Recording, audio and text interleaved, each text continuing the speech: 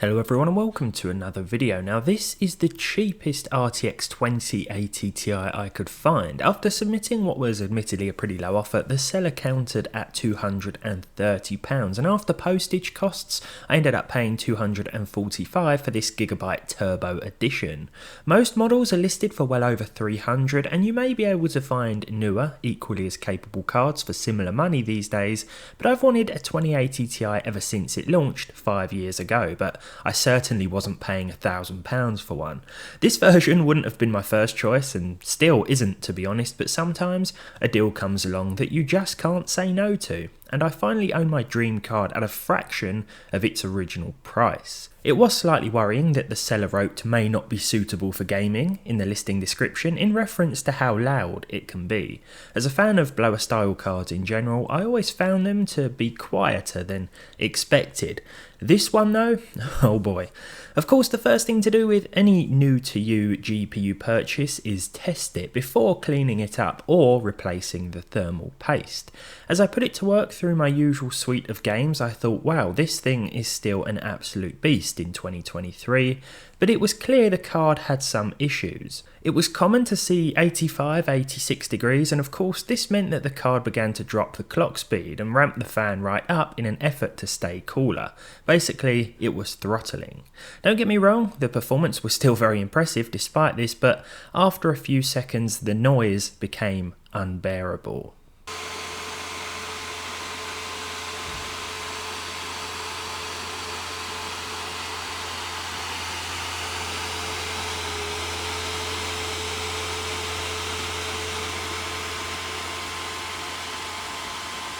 I can honestly say that this 2080 Ti is the loudest graphics card I've ever owned.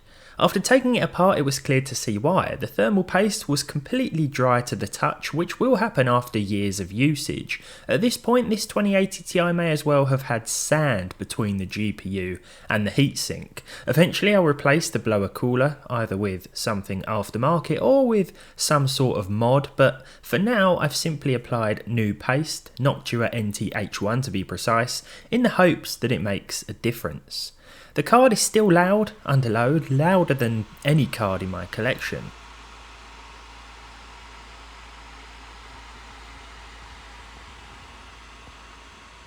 This was still going to be the case given its design, but its behaviour and performance has been transformed. The card is hitting around 70 degrees max and therefore boosting way higher than it was before.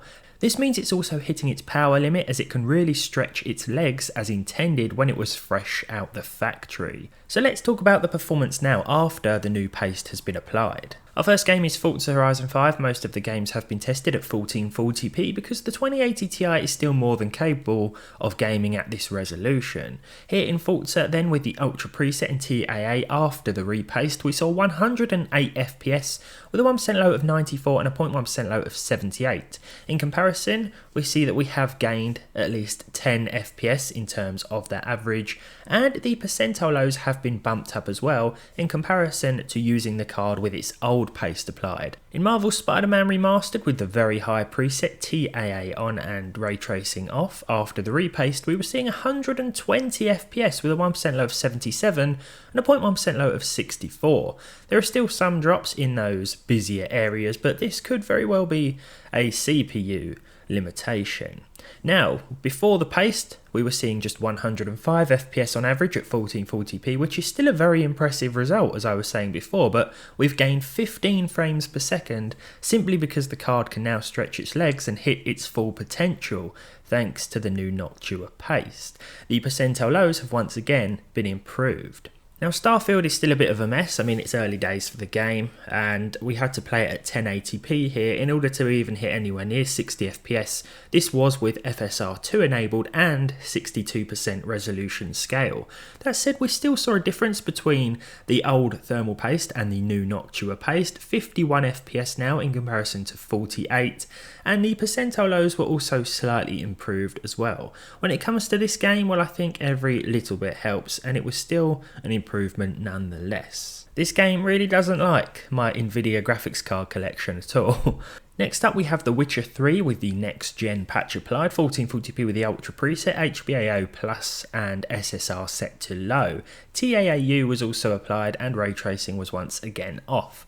After repasting our cheap 2080 Ti, we were seeing 113 FPS on average with respectable percentile lows. This was 11 frames per second higher on average than before, where the card was throttling and we were seeing just 102 FPS. I say just, but again it was still a very impressive result, despite the absolutely crusty paste between the GPU and the heatsink itself.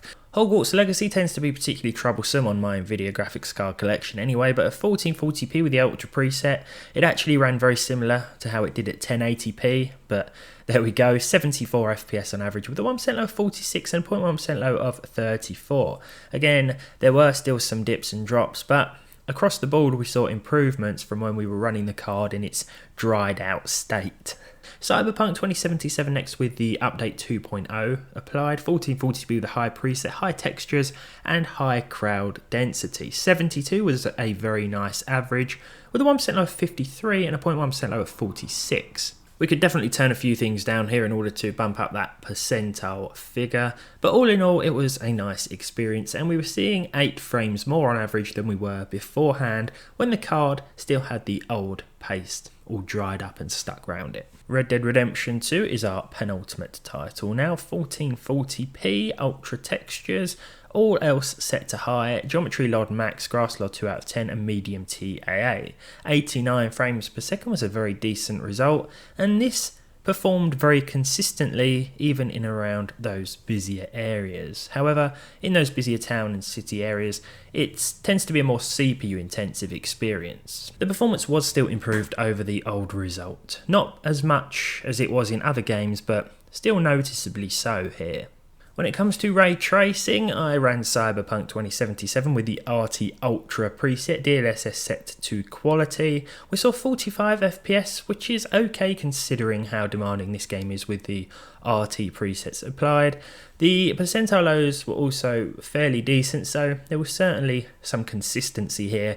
And once again, these figures were improved upon over the card with its old paste still attached, or should I say encrusted to it. Not by much, not as much as we have seen, but it was still an improvement nonetheless. And the eBay 2080 Ti, the cheapest one on eBay at the time of recording, well, it's certainly done a decent job and still holding up really well in 2023.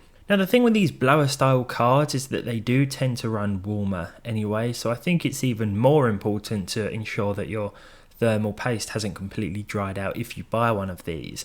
I wouldn't necessarily recommend a blower 2080 Ti because even with new paste applied, yeah, it still gets really loud, but it's certainly an improvement over what we had before.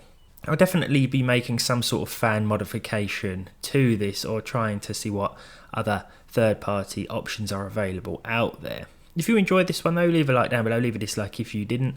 Subscribe to the channel if you haven't done so already. Let me know what you think of the 2080 Ti in 2023 down below in the comments. And hopefully I'll see all of you in the next one.